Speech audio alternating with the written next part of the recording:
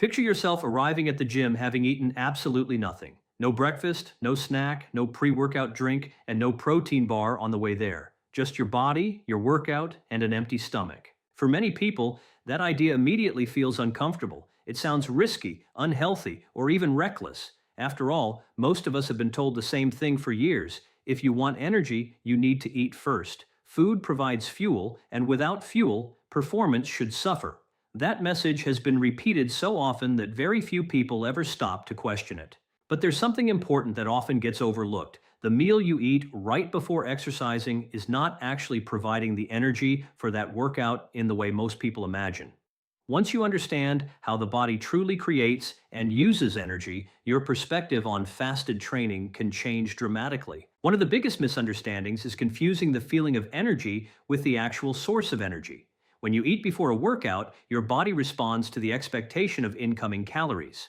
Hormonal changes occur that can make you feel more alert, motivated, and prepared to perform. Those sensations are real, but they don't necessarily mean the food you just consumed is powering your muscles. The energy you're using during that session was largely stored in your body long before you started exercising. And that leads to a fascinating question. If the fuel is already available, what actually happens when you train without eating? Why do some individuals report feeling more focused, more disciplined, and even leaner when they exercise in a fasted state? To answer that, we need to look at how the body stores and accesses energy. Your body relies on two major fuel reserves, and each serves a different purpose. The first is glycogen. Glycogen is stored glucose found primarily in your muscles and liver. It's the body's quick access energy source because it can be used rapidly whenever energy demands increase. An average person stores approximately 400 to 500 grams of glycogen, providing somewhere around 1,600 to 2,000 calories of readily available energy. Depending on daily activity levels, those reserves can support the body for roughly 12 to 24 hours. The second fuel source is body fat, and this is where things become interesting. Even someone with relatively low body fat carries an enormous amount of stored energy. In fact, fat reserves often contain tens of thousands of calories. This isn't merely an emergency backup system, it's one of the body's largest energy banks. What many people don't realize is that the body naturally prefers the easiest fuel source available. As long as glycogen stores are plentiful, the body will continue using them because they are quick and convenient to access.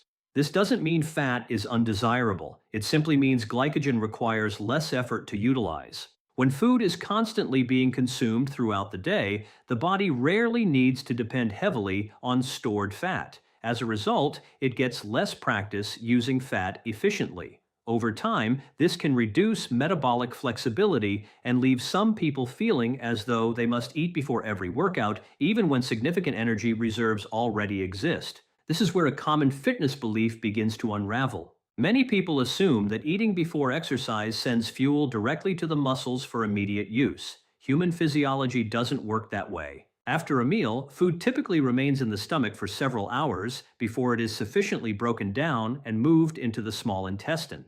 Depending on the size and composition of the meal, this process may take anywhere from 2 to 5 hours. Once nutrients reach the intestine, absorption occurs gradually over several more hours. In other words, the calories from a meal eaten immediately before training are not instantly available to support that workout. They are still moving through the digestive process and being prepared for future use. So why do people often feel energized after eating? The answer lies partly in anticipation. Your brain recognizes that food has been consumed and begins adjusting hormones and signaling pathways accordingly. Compounds such as insulin and dopamine respond to the expectation of incoming energy, creating a sense of readiness and alertness. While that feeling is genuine, it is different from the actual fuel being burned during exercise. The energy powering your workout is primarily coming from glycogen already stored in your muscles and liver, along with stored body fat, not from the meal you ate 30 minutes ago. Once this distinction becomes clear, another important question arises. What happens when glycogen levels begin to decline? After roughly 12 to 16 hours without eating, glycogen stores start becoming less abundant. They're not completely depleted, but they are no longer overflowing with available glucose. At that point, the body doesn't simply run out of energy. Instead, it adapts. As glucose availability decreases, the body begins relying more heavily on fat as a fuel source. Fat cells release fatty acids into the bloodstream, providing energy to working tissues. At the same time, the liver can convert some of those fatty acids into ketones, which serve as an alternative fuel for both the brain and muscles. This process is not unusual or extreme. In fact, it is a normal biological adaptation that humans have depended on throughout history whenever food was temporarily unavailable.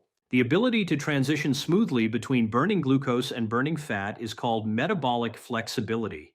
A metabolically healthy body can adjust its fuel source based on what is available at the time. However, when someone eats frequently throughout the day, especially meals rich in refined carbohydrates, the body rarely needs to make that transition. Because the switch is seldom required, the ability can gradually become less efficient. It's not because the body is malfunctioning, it's simply because it hasn't been given a reason to practice using its vast fat reserves as a primary source of energy. Training in a fasted state forces your body to reconnect with an ability it was designed to have all along. Instead of constantly relying on incoming calories, it learns how to access the energy that's already stored and available. As that process improves, a series of important physiological changes begin to unfold. Changes that many people never experience when they always exercise after eating. One of the first things that happens is a drop in insulin levels. This is a bigger deal than most people realize. Insulin's primary role is storage. It helps move nutrients into cells and encourages the body to store energy. When insulin remains elevated, accessing stored fat becomes much more difficult.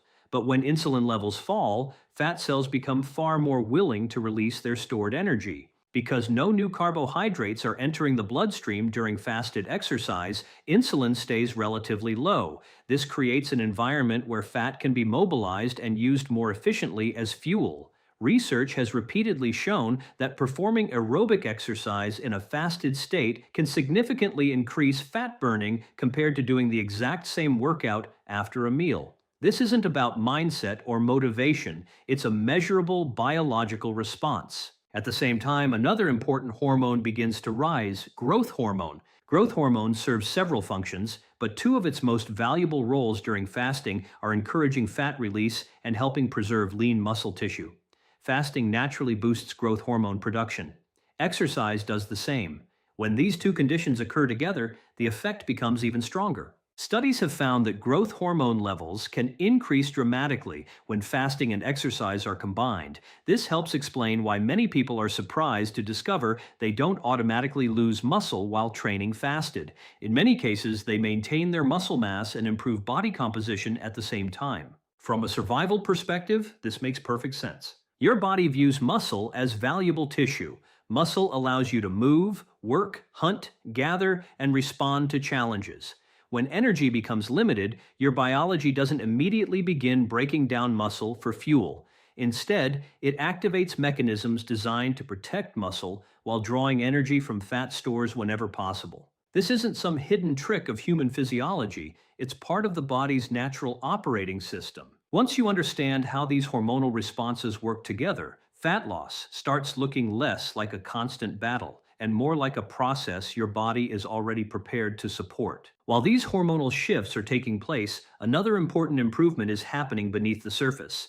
Better insulin sensitivity. Insulin sensitivity refers to how effectively your cells respond to insulin's signals. When sensitivity is high, only a small amount of insulin is needed to move glucose into your muscles and other tissues. When sensitivity is poor, the body must release larger and larger amounts of insulin to accomplish the same task. Over time, reduced insulin sensitivity can contribute to unstable energy levels, increased fat storage, and various metabolic problems. Fasted exercise helps counter this process. Since insulin levels are already low during a fast, your muscles become more efficient at taking up and utilizing available fuel. In simple terms, your body learns to operate with greater efficiency. It accomplishes more while relying on less insulin. Even better, these improvements don't stop the moment your workout ends. The benefits can continue for hours afterward, and repeated consistently, they can compound over time.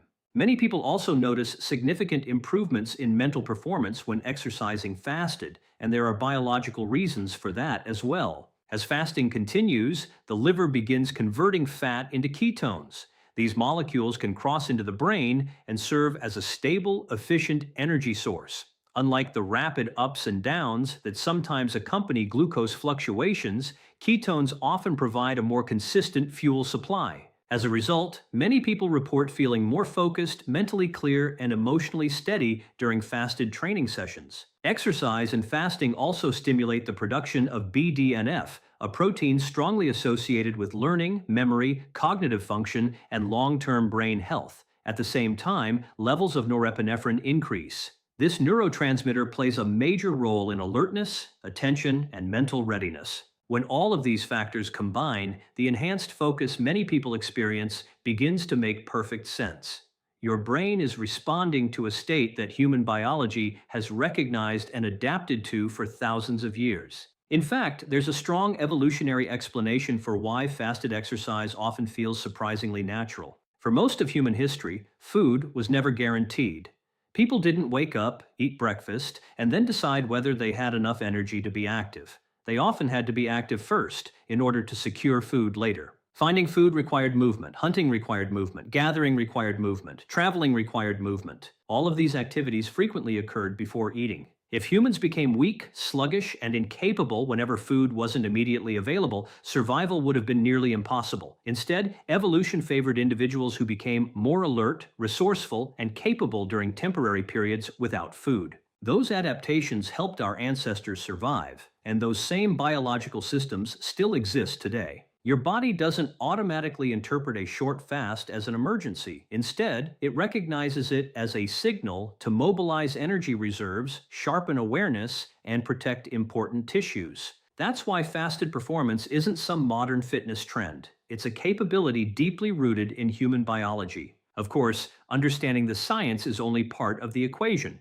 Applying it correctly is what makes fasted training effective and sustainable. Not every type of exercise places the same demands on the body, and that becomes especially important when training without eating. Low to moderate intensity aerobic activities are usually the easiest place to begin. Walking, easy jogging, relaxed cycling, hiking, or steady-paced swimming rely heavily on fat metabolism and can often be sustained comfortably during a fast. For most people, these forms of exercise provide the smoothest introduction to fasted training. They allow the body to adapt gradually while building confidence in its ability to access stored fuel. High-intensity exercise presents a different challenge. Activities such as sprinting, maximal effort intervals, intense jump rope sessions, or other highly demanding workouts depend much more heavily on glycogen. Since fasting can reduce glycogen availability, performance may initially feel more difficult. That doesn't mean high-intensity exercise and fasting are incompatible. It simply means adaptation takes time.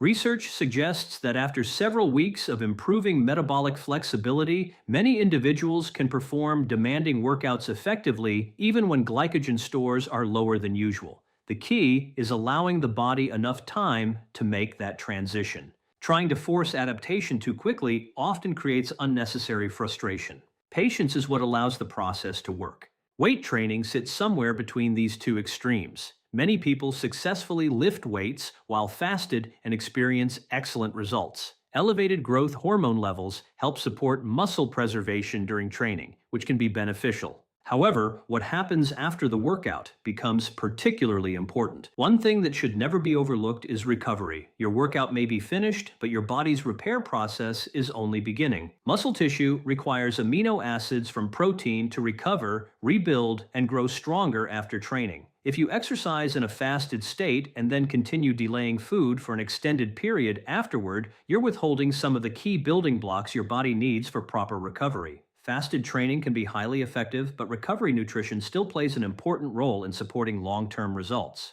It's also important to understand that fasted exercise is not the right choice for everyone. Your individual circumstances matter. For example, pregnancy and breastfeeding place additional nutritional demands on the body.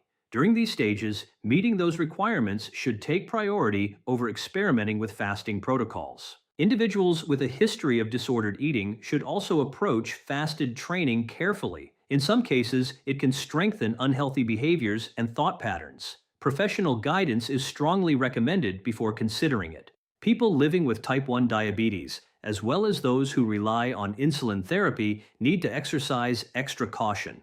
Blood sugar management becomes significantly more complicated when food intake is restricted, increasing the risk of dangerous fluctuations. There are other situations where fasted exercise may not be appropriate as well. Chronic kidney disease, being severely underweight, or taking medications that require food are all examples where the potential downsides may outweigh the benefits. Even for healthy individuals, listening to your body remains essential. Your body provides feedback for a reason. If you experience ongoing dizziness, unusual heart palpitations that don't improve with rest, confusion instead of mental clarity, overwhelming weakness, or persistent nausea, those symptoms shouldn't be ignored. They are not signs of toughness or commitment. They are signals that something may be wrong. A practical guideline is simple. If resting and drinking fluids for 10 to 15 minutes doesn't noticeably improve how you feel, stop the workout and have a light meal or snack.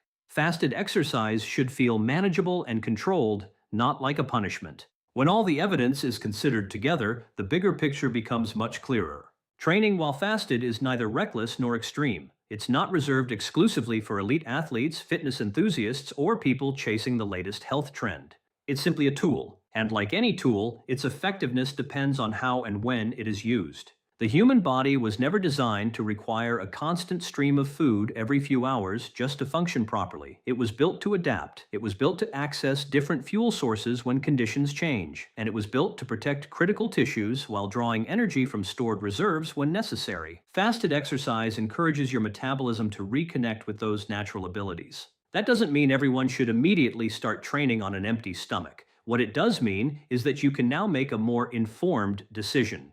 You understand the potential advantages, the possible limitations, and the situations where caution is necessary. The objective isn't to make yourself suffer. The objective is to develop greater control. Control over how your body produces energy. Control over how efficiently your metabolism functions.